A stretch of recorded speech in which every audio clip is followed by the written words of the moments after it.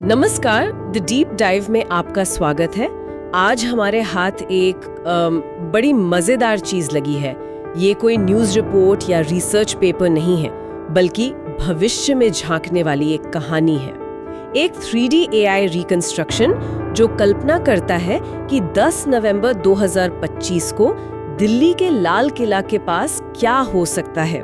तो आज हम इस काल्पनिक लेकिन बहुत असली लगने वाली कहानी के जरिए ये समझने की कोशिश करेंगे कि जब कोई बड़ा संकट आता है तो AI जैसी तकनीक असल में कैसे काम कर सकती है और ये भविष्य की सुरक्षा के लिए क्या मायने रखती है। बिल्कुल, और इस कहानी की सबसे दिलचस्प बात इसका तरीका है। ये किसी टेक्नोलॉजी की सूखी सूखी बातें नहीं करती, बल्कि एक दिल दहला देने वाली घटना के बीच हमें ले जाती है और दिखाती है कि कैसे AI जमीनी हकीकत से जुड़ सकता है। हम अपनी इस पड़ताल को 3 हिस्सों में बांट कर देखेंगे।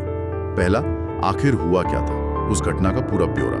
दूसरा, उस पर इंसानों और AI की मिलीजुली प्रतिक्रिया कैसी थी और जांच कैसे आगे बढ़ी। और सबसे जरूरी तीसरा हिस्सा कि इस घटना से सबक लेकर AI ने भविष्य की सुरक्षा का क्या मॉडल तैयार किया। तो चलिए इस कहानी के पन्ने पलटते हैं।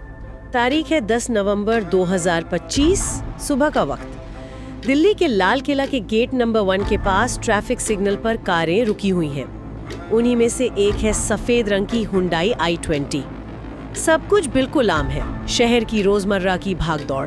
और फिर अचानक एक जोरदार धड़ाम की आवाज होती है और वो सफेद कार आग के गोले में बदल जाती है।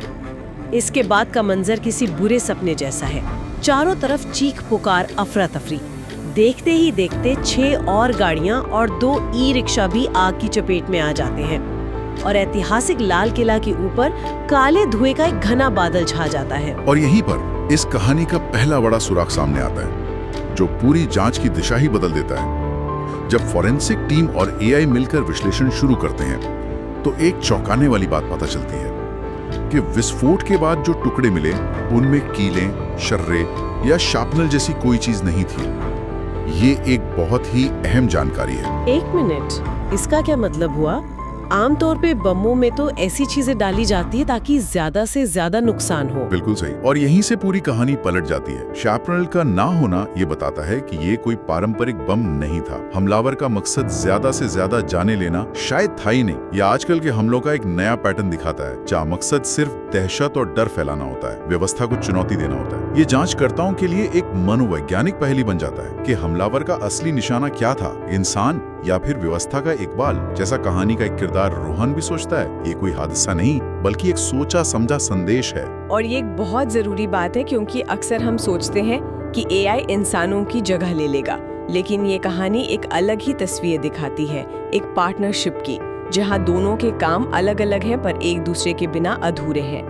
एक तरफ हम इंसानी प्रतिक्रिया देखते हैं, फायर ब्रिगेड की गाड़ियां आग बुझाने में लगी हैं, एम्बुलेंस घायलों को लेकर अस्पताल की तरफ भाग रही हैं और पुलिस ने पूरे इलाके को घेर लिया है। ये वो जांबाज लोग हैं जो जमीन पर संकट से जूझ रहे हैं। और ठीक उसी वक्त पर्दे के पीछे एक दूसरा किरदार अपना काम शुरू कर देता है, एक AI सिस्टम जिसका नाम है नोटबुक AI। जैसे ही धमाका होता है, ये सिस्टम उसे अपने आप डिटेक्ट कर लेता है। इसे किसी के बताने की जरूरत नहीं पड़ती। वो तुरंत घटनास्थल को स्कैन करता है और अलर्ट जारी करता है कि आग बहुत तेजी से फैल रही है और ज्यादा टीमों की जरूरत है। और फिर वो एक ऐसा काम करता है जो इंसानों के लिए लगभग नामुमकिन है। वो एक वर्चुअल ड्रोन लॉन्च करता है। वर्चुअल ड्रोन, इसका क्या मतलब है? क्या सच में कोई ड्रोन उड़ रहा है या ये कुछ और है? नहीं, और यही तो कमाल की बात है। वर्चुअल इसलिए क्योंकि AI असल में कोई ड्रोन नहीं उड़ा रहा।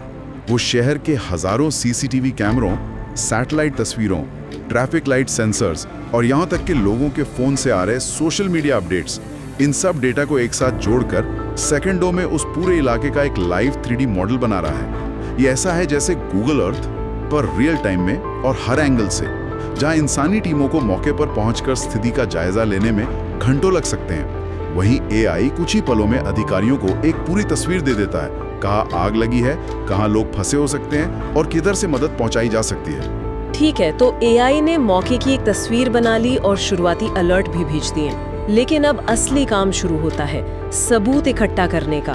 इस जासूसी के काम में एआई की भूमिका कहाँ तक जाती है? ये डिजिटल शर्लॉक होम्स अपना काम कैसे शुरू करता है?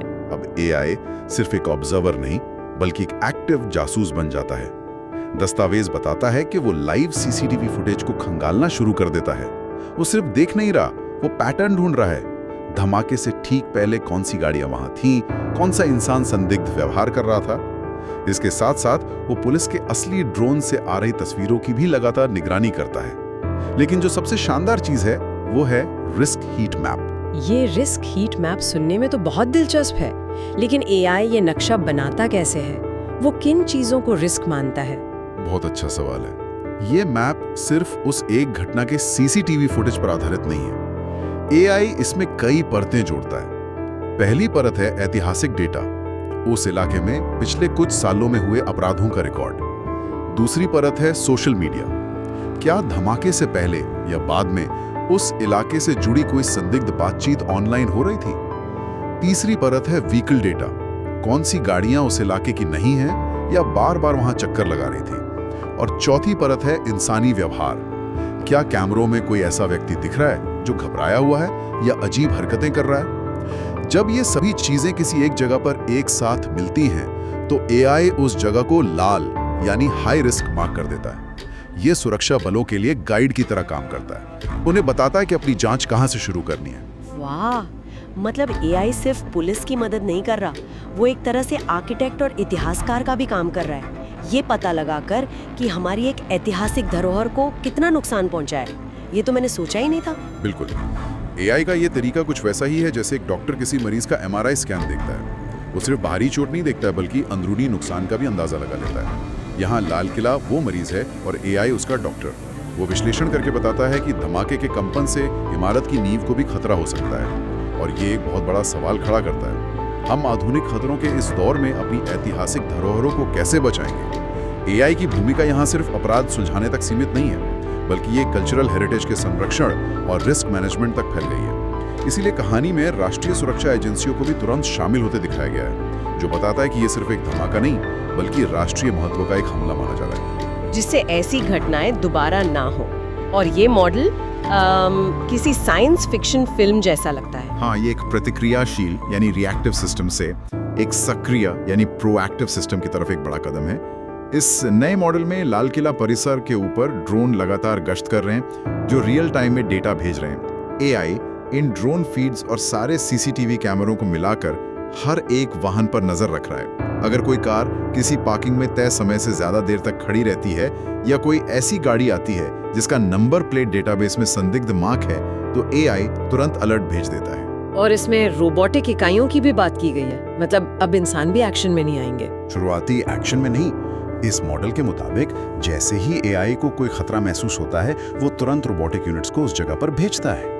ये रोबोट्स उस संदिग्ध कार को स्कैन कर सकते हैं, उसके अंदर देख सकते हैं और अगर जरूरत पड़े तो उसे निष्क्रिय भी कर सकते हैं। ये सब कुछ इंसानी टीम के वहां पहुंचने से बहुत पहले हो जाता है। इसका मकसद इंसानी जान के जोखिम को शून्य करना है। ये सिस्टम इंतजार नहीं करता कि हमला हो, ये हमला होने की संभावना को ही खत्म करने की कोशिश करता है। लेकिन एक मिनट, अगर एआई संदिग्ध गाड़ियों की पहचान कर सकता है, हर एक वाहन पे नजर रख रहा है, तो क्या इसका मतलब ये नहीं कि वो हर इंसान पर, हर गाड़ी पर, हर वक्त नजर रख रहा है? ये तो प्राइवेसी के लिए एक बहुत बड़ा खतरा है। हम सुरक्षा के लिए अपनी आजादी को कितना दांव पर लगा सकते हैं? और यही इस पूरे दस्तावेज का सबसे जरूरी और मुश्किल सवाल है। कहानी का एक संवाद इसे साफ तौर पर कहता है, इतिहास को सुरक्षित रखने के लिए आधुनिक तकनीक अब अनिवार्य है। ये एक बहुत बड़ा दावा है। ये एक तकनीकी समाधान पेश करता है, लेकिन ये अपने साथ कुछ बहुत गंभीर नैतिक सवाल भी लेकर आता है। इस तरह की 2400 घंटे की निगरानी, गोपनीयता के अधिकार और सुरक्षा बनाम व्यक्तिगत स्वतंत्रता के बीच संतुलन कैसे बनाया जाएगा? अगर एआई गलती से किसी निर्दोष व्यक्ति की गाड़ी को संदिग्ध मान ले तो क्या होगा? उस व्यक्ति को जो परेशानी होगी उसकी जिम्मेदारी कौन लेगा? कहानी इन सवालों को उठाती तो है पर उनका कोई आसान जवाब नहीं देती। तो इस सब का क्या मतलब निकाला जाए? ये कहानी भले ही काल्पनिक हो, एक बहुत ही साफ तस्वीर पेश करती है। यह दिखाती है कि एआई संकट प्रबंधन और सार्वजनिक सुरक्षा में एक बेहद ताकतवर सहयोगी हो सकता है। धमाके का तुरंत विश्लेषण करने से लेकर जांच में एक जासूस की तरह मदद करने और आखिर में भविष्य में ऐसे हमलों को रोकने का एक पूरा मॉडल तैयार करने तक इसकी क्षमताएं बहुत बड़ी हैं। बिल्कुल। और यहाँ मैं सोचने के लिए एक अंतिम विचार छोड़ना चाहूंगा। कहानी इस उम्मीद भरे